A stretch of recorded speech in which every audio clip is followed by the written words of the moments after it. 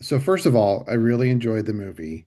And I think now every movie needs to end with the entire cast dancing together, right? Like Weapons, Hamnet. I think it just leaves the audience on a good note, right? I Yeah, agree. I didn't Yeah. If I didn't like Hamnet him that. doesn't win Best Picture this year, it's because it didn't end with the whole cast like dancing together. I think that yeah, wasn't that like a thing in the 40s or 50s? Everybody would just yeah. Yes. Uh, Mhm. I didn't like Hamnet because there was no dancing at the end. Yeah, I didn't really like it. it just felt incomplete somehow. I don't know. Mhm. So, what was it like to make a movie this silly and this joyful, really, with your friends, especially in a time when things are not very silly? Things may be silly, but they're certainly not very joyful. It was a blast. I mean, especially because it was not a joyful. There was the fire, the Malibu fires were the week it happened, so it was kind of a scary week. And Sarah and I got covered in poison oak at one point. So there was a lot going on, but I had a blast. It was so much fun for the 5 or so days that I got to work on it. It was awesome, and I've known all these people for so long. Sarah I've known for a little bit, but we got to I got to know you the most from filming together. I had a blast. Agree. I was, so we started shooting right before the fires. We were shooting outdoors in Malibu. So we all showed up on the Tuesday morning of the fire and were sent home because of the wind. And by the time I got back to Los Feliz from Malibu, the Palisades were on fire. And we were like, oh my, oh shit. And you know, it was a really tense time. And our friends' houses were burning down, people from the movies' houses were burning down. It was really scary. But and there was so much upsetting stuff. And I remember one of the times that I cried was when I thought that the Napa Boys wasn't going to get made because of it, or I Aw. was going to have to not be in it. Because, like you said, I was like, and I felt so stupid because I was like, why am I crying about this? Like when there's so much bad stuff, but it was because this was so fun. It was like something to look forward to and be light. And I was like, well, if that's not even going to happen, like Mm. this sucks Yeah. extra. I remember Yep. thinking like these winds aren't that bad. We can shoot, and then I was really wrong. And then I walked out the trailer, and my hat was blown off my head. Yeah. So yeah, it was a tense time. It was the 10th time Mitch lost his hat. Yeah. Mitch lost his hat, It and all that's when stuff. I cried the most for Mitch's. Yeah, Uh, that made me cry. If you remember that, also I was crying because of that. but yeah, it was like the most fun thing to be on ever. And sometimes, you're trying to do comedy and be funny, but everybody's so tense, or you don't know anybody. Everybody's trying to hide that they're nervous or scared. But to be able to go and just like be with friends and feel comfortable. That's really all it is. And those guys, like, obviously because they're friends, but then, yeah, they're also very talented. And it was cool to kind of see like your friends like be on set and be like not goofballs, like see, it was sort of like if like you your dad's like funny uncle, you like went and saw him at work and he was serious. Also it's hard because like we were doing really silly scenes like Sarah when we were like I was coughing up blood and you were teaching me how to square dance. And then it's like a really silly scene, and then we would like they would say cut, and then Armin would be behind the camera with Nick, and Armin would be crying. Armin So would it be was crying. hard to. So it Armin was. would be crying from the beauty of it all. I mean, I think that Armin and Nick really created a safe environment too because they had made themselves so vulnerable Yeah. making this project in itself, where to the point where everybody was kind of like, what are we doing? But being like, all right, to quote Puck, the movie, it's okay to be weird. Armin and Nick made it okay for the rest of us to cough up blood and square dance. Uh-huh. Yeah. Do you remember that? Do you remember when he was crying after we? He was crying a lot. He Yeah, cried he many was crying a times. lot. He was crying a lot. And it was That's always fair. so beautiful and meaningful. Beautiful. Yeah. Was that so? That was your sign that it went well, or you're like, I was trying to be funny, and you're. Yeah, if he didn't cry, that was like, oh, uh-oh.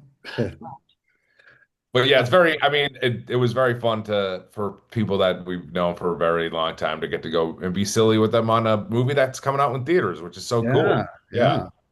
yeah. Um, I was going to ask Sarah because you're both. I saw an interview with Armin where he called you. If this was Monty Python, you were the Graham Chapman of the group. You had to be somewhat grounded and compared to, say, Squirm or the other things, and also being relatively new to this group because some people know each other 15, 20 years. What that was like for you? Was that a challenge? Was that how was that? Well, I stayed true to my inspirations, which Armin suggested I watch Rudy and The Village. So I knew what I was doing, and I had to do that. I would be like jealous, sometimes of the Napa boys getting to do their hijinks and feeling like a bit of the straight man, you know, but Puck had the role to play. Maybe one day I will be doing slapstick like Mitch.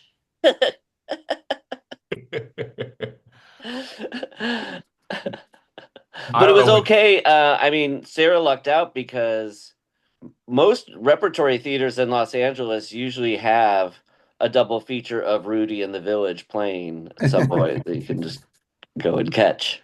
Was that Awesome. at the Vista on 35? You just went, yeah. Yep, yep. And by the way, Sarah, as a journalist, I did feel seen in this movie by your character, so I do appreciate that. Yeah. I'm so glad to hear that.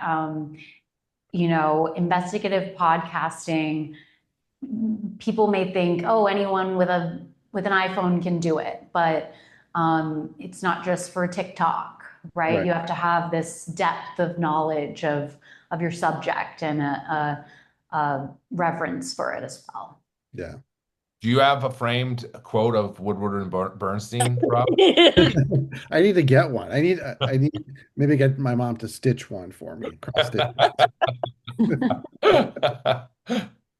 That's how you know you've made it. Yeah. That's true. You have to become the story. I never fact checked if they actually said I mean, that. He didn't have you watch All the President's Men or anything like that? I did go watch that actually, but they didn't say that in that. Is that the right? Did I even get the Woodward You and Yeah. Bernstein? did. Yes, that is about Woodward and Bernstein. they should do a Napa Boys spin-off that's like a Watergate thing called All the President's Boys.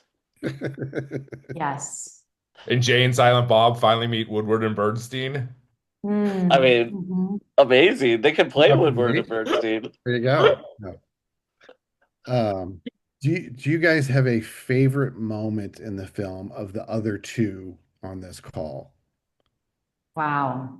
Great question. That's a great question. Well, before I just want to clarify that we've all, I think, only seen the movie one time. Okay. Is that right? Have you guys seen it more than once? I saw it twice, Wow. the day, the day after we saw it once. Right. I saw it once, but before I go to bed, I play it through my mind Right. once. The memories. I was so shocked by the movie. Like, I just really am excited to see it again. Because I feel like there's so much I missed just by being like, what?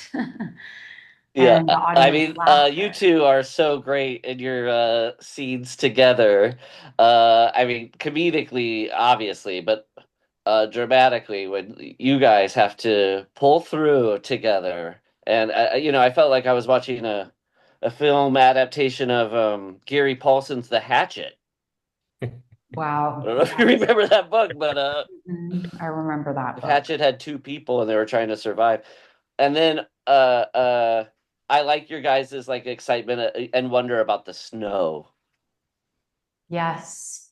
The There's snow. a there, the there was a lot of frost. when we find the berries is a lot of fun. But Sarah has so much in the Cave of Wonder when you're reading the quote off of the picture frame is very funny. And I mean just even when you stow away. Sarah sets up the movie so well and is a grounding force in an insane movie in many ways. And then Paul Not a Paul grounding force. Yeah. yeah. Yeah, she's a weirdo too, right? But Paul made me laugh a lot. This is spoiler country, but at the end when Squirm says, "I always want to be one of you NAPA boys," it makes me laugh a lot. Mm. And alternatively, I love Squirm's intro, a very subtle performance. As Yeah. yes.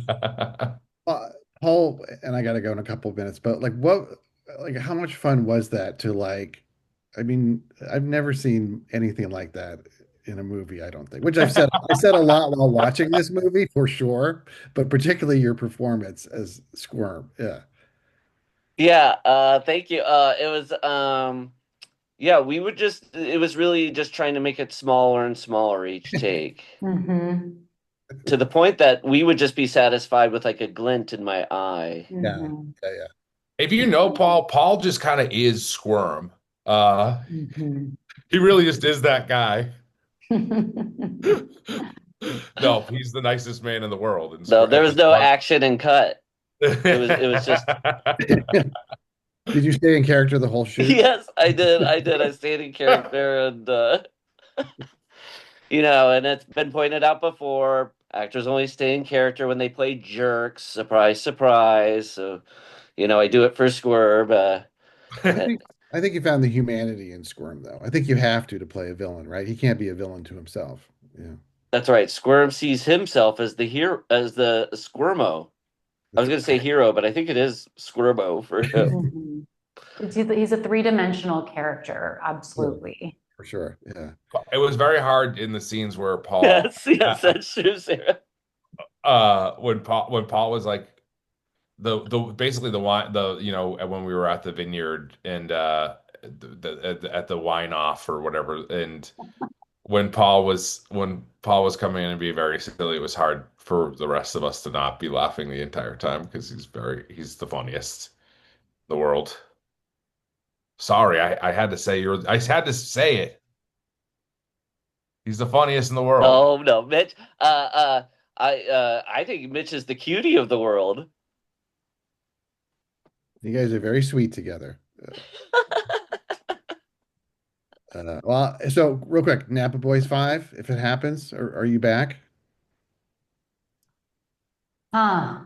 You know, we've been through so much together. We've been filming these movies for our entire lives. We grew up together. So we got to do it again. We can't stop. I have a really bad agent, so I signed on for like 10 movies. Um, so I'm locked in Okay.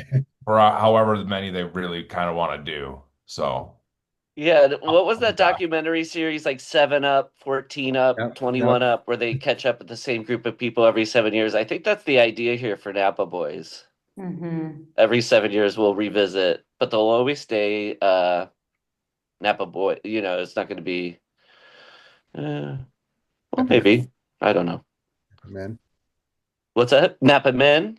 Yeah. Well, would you watch a fifth Napa Boys installment? Yeah, Rob, would you? Well, of course I would. I mean, you barely scratched the surface with these past four. Well, as long as the fans keep showing up, I mean, that's who we do it for. Yeah, and the money. And the money. Yeah. So, well, good. I will let you guys run. Thank you so much for talking to me about this silly, silly movie.